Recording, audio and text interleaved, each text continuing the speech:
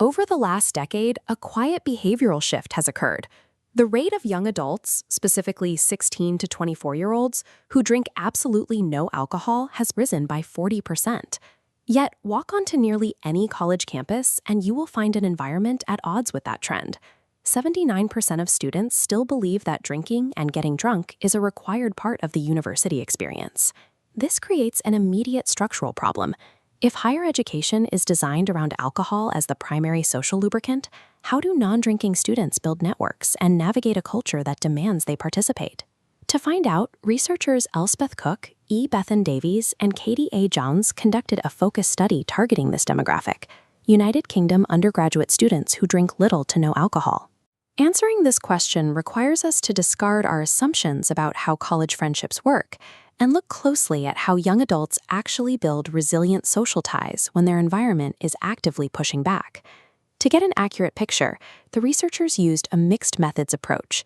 They paired subjective, semi-structured interviews with objective psychometric data.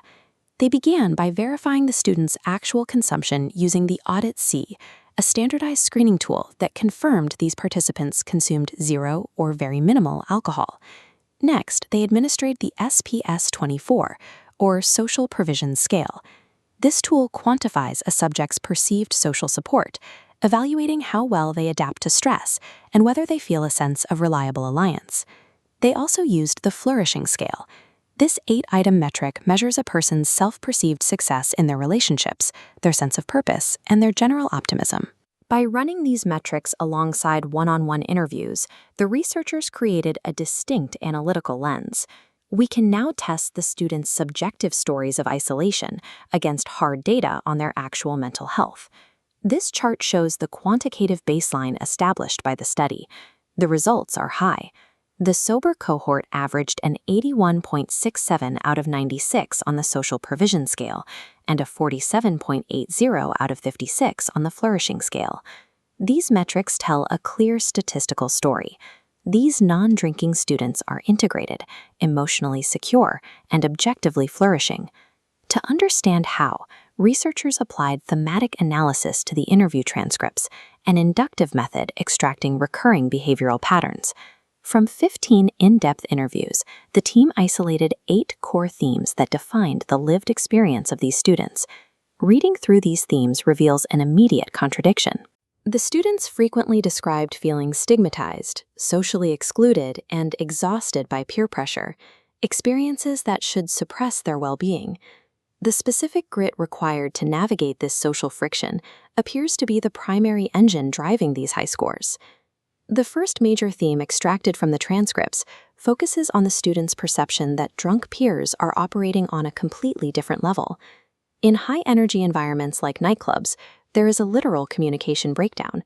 Non-drinkers report finding it impossible to hold meaningful conversations, creating a structural barrier to socializing. While students who drink can rapidly connect with a high volume of broad acquaintances over a shared activity, the sober student faces a much longer transition period. By removing alcohol from the equation, non-drinkers filter out the noise. They systematically sort through their peers to find true friends who do not demand normative drinking behavior. While alcohol accelerates the formation of weak tie networks, sobriety optimizes for strong tie resilience. It takes longer, but yields highly secure friendships, driving the elevated flourishing metrics we measured earlier. Achieving that secure network means surviving normative enforcement. But peer pressure in this demographic rarely looks like overt hazing or forceful aggression. Instead, the friction is covert. It arrives as gentle encouragement, feigned curiosity about their behavior, and a subtle but constant demand to justify their choice. This pressure stems from an underlying systemic assumption. Peers often view abstaining as evidence that the student is doing university wrong. When we look at the intersectionality of the participants, we see exactly how complex defending this position can be, particularly regarding religious identity. One participant, a Muslim student named Aisha, noted that citing her faith used to serve as a complete shield. However, in modern university contexts, she found her peers increasingly viewed her religious exemption as an invalid excuse. Because standard personal boundaries are no longer respected, non-drinkers are forced into a state of continuous active social negotiation. To manage the unsociable stigma placed on them, the students develop advanced coping mechanisms. One common tactic is practical deception. Students will intentionally order visually deceptive drinks, like plain orange juice, specifically to blend in and avoid interrogation. Others employ preemptive self-deprecation. By openly mocking their own sober behavior, they take control of the narrative, neutralizing the stigma before their peers have a chance to apply it. These strategies map to the psychological concept of goal-directed behavior. We can observe this by contrasting the social outcome of stating "I don't drink" versus stating "I can't drink." Displaying a firm "I don't" message completely closes the negotiation window, establishing a boundary. Saying "I can't" signals vulnerability, inviting increased peer pressure. By utilizing these psychological defenses, the students actively insulate themselves. They protect their social capital and maintain their high flourishing scores within a structurally hostile environment. This model of flourishing through friction is not universal. The researchers found variance in the data when these coping mechanisms fail. Take the case of a participant referred to as Harry, a former drinker who represents a distinct outlier in the dataset. Harry's quantitative metrics sit drastically below the cohort average.